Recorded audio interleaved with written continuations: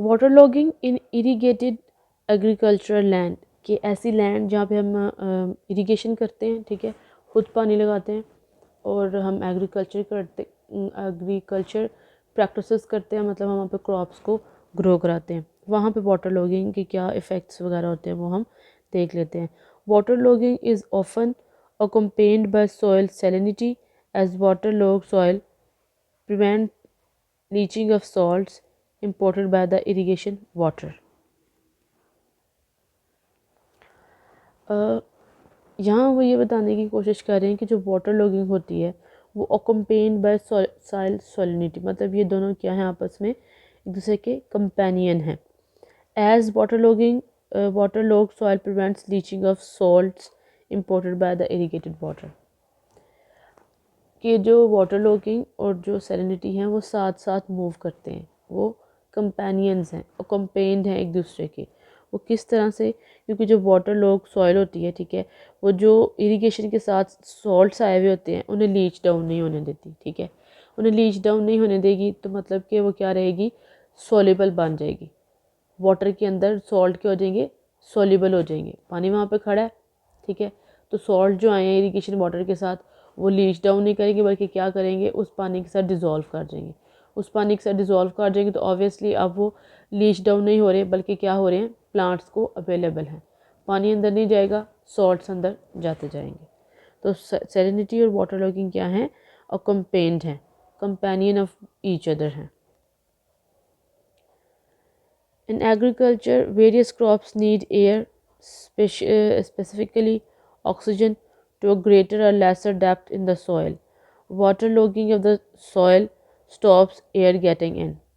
सबसे पहली बात क्या होती है कि पहले भी हम ये बात पढ़ चुके हैं कि वाटर लॉगिंग सबसे पहले एरेशन को रोकती है। एरेशन हम कहते हैं movement of oxygen through the pores of soil, कि सॉइल्स की पोर्स के थ्रू जब ऑक्सीजन मूव करती है तो हम इस फिनोमिना को एरेशन बोलते हैं। तो वाटर लॉगिंग सबसे पहले क्या ख़त्म कर देती है, एरेशन। और हर प्लांट को डिफरेंट डेप्थ लेवल्स के ऊपर क्या चाहिए होती है, oxygen. A crop's demand for freedom from waterlogging may vary between season of the year as with the growing of the rice. मतलब कि राइस के अंदर अगर इतनी एरेशन ना भी हो तो राइस ग्रो कर जाता है, लेकिन वीट को प्रॉपर एरेशन की ज़रूरत होती है। यही वो बात बता रहे हैं कि जो सीजन्स होते हैं पूरे साल के अंदर सॉइल की एरेशन एक जैसी नहीं रहती, डिफरेंट होती है। तो हमें कोशिश करनी चाहिए कि जब एरेशन कम है तो हम वो वाले प्लांट्स ग्रो करा लें जिन्हें इतनी ऑक्सीजन की ज़रूरत नहीं होती है। जैसे जो गर्मियाँ हैं, ठीक है, उसमें बारिशें बरसात वगैरह होती हैं। अब तो बरसात नहीं होती, खैर हमें खुद पानी देना पड़ता है क्योंकि पानी की ज़रूरत होती है राइस को बहुत ज़्यादा, ठीक है। तो प्लांट अगर पानी के अंदर खड़े भी रहें, पानी खड़ा भी रहे प्लांट्स के अंदर तो भी इफ़ेक्ट नहीं करता। मतलब कि अगर पानी खड़ा है प्लांट्स के अंदर, राइस पैडी लगी हुई है और पानी खड़ा है तो इसका मतलब एरेशन कम है, ठीक है। तो ये जो प्लांट है ओडेज़ा सैटिवा, ये एरेशन की कमी में भी, ऑक्सीजन की कमी में भी क्या कर सकते हैं, ग्रो कर सकते हैं। Water logging from a gardening point of view, पहले हम ये किसकी वजह से पढ़ा है, एग्रीकल्चर पॉइंट ऑफ व्यू की वजह से, ठीक है। एग्रीकल्चर पॉइंट ऑफ व्यू में हमने क्या चीज़ देखी है कि जो भी एग्रीकल्चर लैंड के ऊपर पानी खड़ा रहता है तो उसके अंदर जो सॉल्ट्स आते हैं वो भी सैलिनिटी कॉज कर देते हैं, ठीक है। पहली बात। दूसरी बात ये है कि हम जो वाटर लॉगिंग है एग्रीकल्चर के अंदर जो है वो सीज़न में वेरी करती है। अगर वाटर लॉगिंग कंडीशंस में हम वो वाले प्लांट्स को ग्रो कर लें जो कि उसे टॉलरेट कर सकते हैं तो हम इसके साथ विद स्टैंड कर सकते हैं, जैसे कि हमने राइस की एग्जांपल दी है। गार्डनिंग पॉइंट ऑफ व्यू से क्या होता है, water logging is the process where by the soil blocks of all water is so hard it stop air getting in and it stop oxygen from getting in, कि जो पानी है वो इस तरह से उसने जकड़ा होता है हर पार्टिकल को कि एयर उसके अंदर एंटर नहीं हो सकती। जो पहले मैंने आपको डायग्राम में दिखाया है कि हर पार्टिकल के पास पानी इतना ज़्यादा मौजूद है और वो इस तरह फिर स्ट्रॉन्ग होकर आपस में मिल जाते हैं पानी और जो सॉइल के पार्टिकल्स हैं कि उसमें से एयर मूव नहीं कर सकती, ठीक है। ये सारा वो प्रोसेस जो हमने पहले नाइट्रोजन फिक्सेशन का पढ़ा है, ठीक है, कैसे नाइट्रोजन जो है वो बायोलॉजिकल फिक्सेशन हो रही है in the presence of oxygen. और कैसे जब एनारोबिक कंडीशंस आती हैं, एरोबिक कंडीशन में क्या हो रही है, देखिए यहाँ पे एरोबिक कंडीशन है तो बायोलॉजिकल फिक्सेशन हो रही है, बायोलॉजिकल नाइट्रोजन, ये नाइट्रोजन ऑर्गेनिक नाइट्रोजन है, उसके बाद ये इम्यूनिफिकेशन इसकी हो रही है। लेकिन जैसे ही कंडीशंस क्या हो जाती हैं, ये एनारोबिक कंडीशन हो जाएंगी तो क्या स्टार्ट हो जाएगी, डीनाइट्रिफिकेशन। क्लियर? देखिए ना, ये वाटर टेबल आपको नज़र आ रहा है और कितना कितना जो वो है वो उसके अंदर डिप किया हुआ है प्लांट। तो एरोबिक कंडीशन में तो ठीक है, एरोबिक कंडीशन में तो नाइट्रिफिकेशन हो रही है, लेकिन जैसे एनारोबिक कंडीशन आएंगी तो डीनाइट्रिफिकेशन स्टार्ट हो जाएगी। इसमें भी उन्होंने आपको क्लियर करके बताया हुआ है कि ये देखें, ये जो है वेजिटेशन को पॉइंट बताया उन्होंने, फिर आपको उन्होंने पोर्स बताए हैं, ठीक है। अनसेचुरेटेड सॉइल है ना ये, तो ये ग्राउंड वाटर है, ये पोर्स प्रेजेंट है, यहाँ से कैपिलरी जो फ्रिंजेस हैं उनके ज़रिए पानी ऊपर चला जाएगा, ठीक है।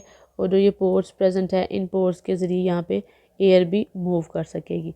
ये क्या है, फुली सेचुरेटेड वाटर, ये क्या है, फुली सेचुरेटेड वाटर। अब यहाँ पे एरेशन का कोई सीन नहीं है, ठीक है।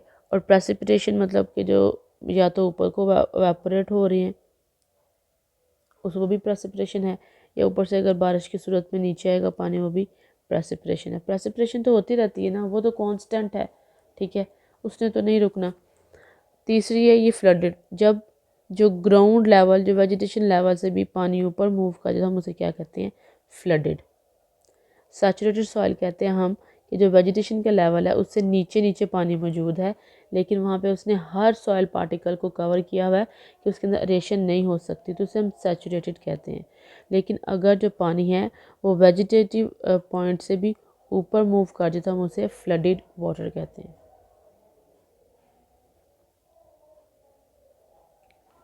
Waterlogged areas. Currently, different areas in the world have faced the issues of waterlogging and salinity, but they are intensified due to number of factors, including unsuitable pattern of cropping, floods, and heavy rainfalls, and uncontrolled drainage. बहुत सारी land जो है वो सारी दुनिया के अंदर जो वाटर लॉगिंग के शिकार है, वाटर लॉगिंग के इशू को फेस कर रही है, लेकिन उसको सोल्यूशन नहीं मिल रहा। क्यों सोल्यूशन नहीं मिल रहा? बहुत सारे फैक्टर्स हैं। नंबर वन क्या है कि सूटेबल पैटर्न ऑफ क्रॉपिंग नहीं है, क्रॉपिंग का सूटेबल पैटर्न नहीं है।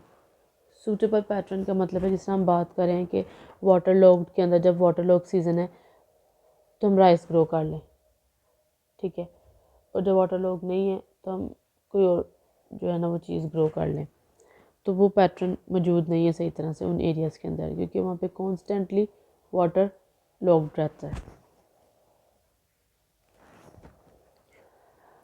फिर वहाँ पे फ्लड्स हैं, तो फ्लड्स को रोकने का सही इंतज़ाम नहीं है कि पीछे बैरेज नहीं बने हुए, बैरेज नहीं बनेंगे तो फ्लड पीछे रुकेंगे नहीं डैम्स के अंदर, तो वो लैंड के अंदर आ जाएंगे। हैवी रेनफॉल्स हो रही हैं, उन्हें रोक नहीं सकते। अनकंट्रोल्ड ड्रेनेज है, और ड्रेनेज का भी सही मेथड नहीं है कि पानी अगर आ रहा है जगह पे खड़ा हो रहा है तो आराम से किसी नदी नाले की तरफ बहा दिया जाए, तो वहाँ ड्रेनेज का भी प्रॉपर मेथड नहीं है। World wide about 10% irrigated land is affected by water logging. About 10% जो लैंड है इरीगेटेड, वो क्या है, वाटर लॉगिंग से अफेक्टेड है। इरीगेटेड लैंड, ठीक है, इरीगेटेड लैंड जिसको हम खुद ट्यूबवेल से या कैनाल वाटर से इरीगेट कर रहे हैं, वो 10% लैंड वाटर लॉग्ड है।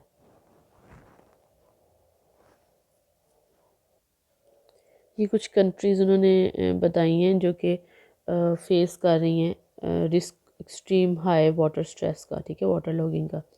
ये जिन्होंने आपको यहाँ पे ये दिया हुआ है ना कैस्केड सा, ये जो लो से हाई मतलब जो बिल्कुल लाइट या वाइट कलर में नज़र आ रहे हैं वहाँ पे बहुत कम वाटर लॉगिंग है।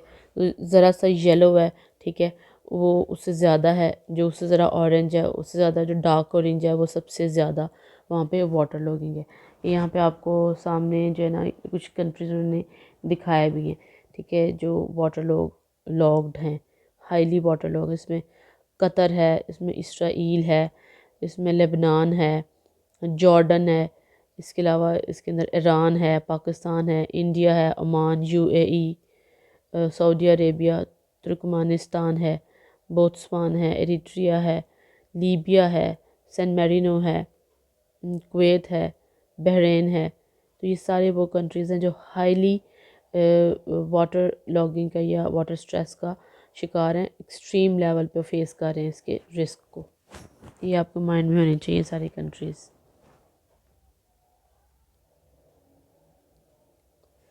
इरिगेशन सिस्टम ऑफ पाकिस्तान कि हम कह रहे हैं ना कि इरिगेशन सिस्टम की वजह से जो इरिगेटेड लैंड्स हैं वो क्या कर रही हैं, इफ़ेक्ट कर रही हैं, वाटर लॉग कर रही हैं। तो हम देखते हैं कि हमारा सिस्टम किस तरह का है।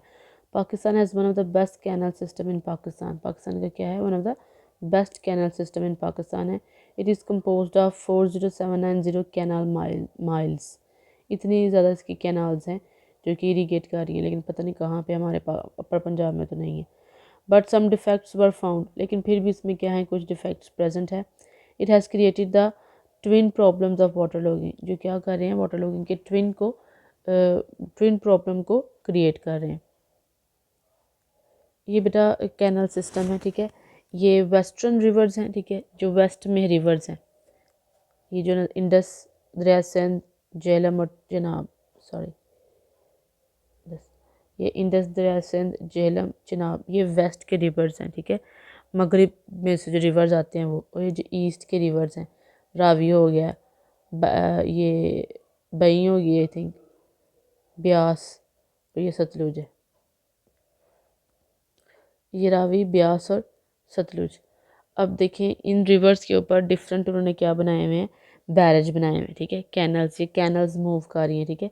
ये जो आपको ये नज़र आ रहा है ना, ये जो ब्लैक ब्लैक है, ये कैनल्स हैं। लेकिन हर कैनल के ऊपर उन्होंने पहले बैरेज बनाया हुआ है। हमने पहले बार डिस्कस किया है कि जो फ्लड्स हैं वो इंक्रीज़ करते हैं वाटर लॉगिंग को, और फ्लड्स को हम कैसे रोक सकते हैं, बैरेज बना के। बैरेज बना के जितना एक्सेस वाटर अपने पास रखेंगे हम, जितना आगे पानी ज़रूरत है वो हम पानी छोड़ देंगे।